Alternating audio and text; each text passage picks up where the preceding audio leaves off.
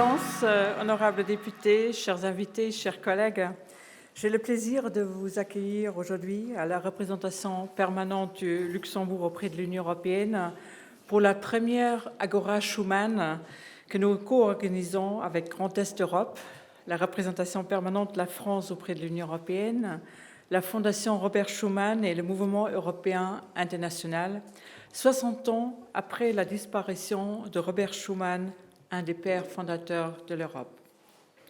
Ayant pour thème « Quelle Europe voulons-nous pour 2029 ?» l'Agora Schuman vise à faire avancer le débat sur l'avenir de l'Union européenne. Je remercie vivement le commissaire Nicolas Schmit qui a accepté de faire le discours d'ouverture, tout comme les intervenants et modérateurs de la table ronde qui suivra, de participer à cet échange d'idées. À la fin de notre conférence, Madame Anne Sander, présidente de Grand Est Europe et députée européenne, identifiera les conclusions et perspectives à tirer de ce débat. Excellences, Mesdames, Messieurs, évidemment, devant une telle audience, nul besoin de présenter Robert Schuman et son héritage. Mais permettez-moi quand même de rappeler quelques éléments clés de sa biographie, un frontalier et un vrai Européen à cheval entre trois cultures différentes.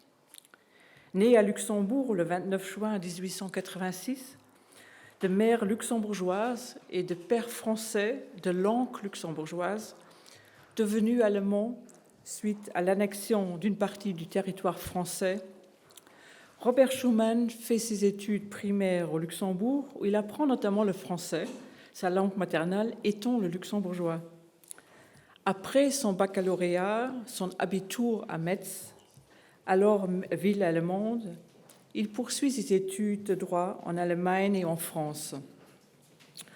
En 1919, avec le retour de l'Alsace-Lorraine à la France, Schuman devient français et fait dès cette année-là son entrée au Parlement en tant qu'élu de la Moselle.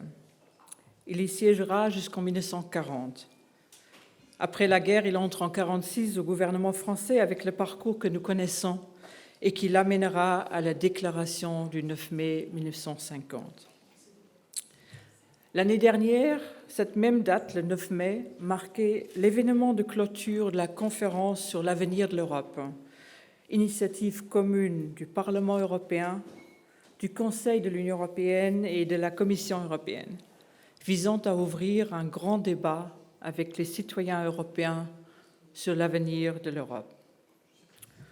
L'Europe ne se fera pas d'un coup ni dans une construction d'ensemble. Elle se fera par des réalisations concrètes, créant d'abord une solidarité de fait, a dit dans son temps Robert Schuman.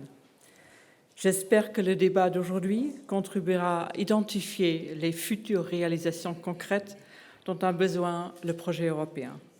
Je vous souhaite des échanges riches et intéressants. Merci.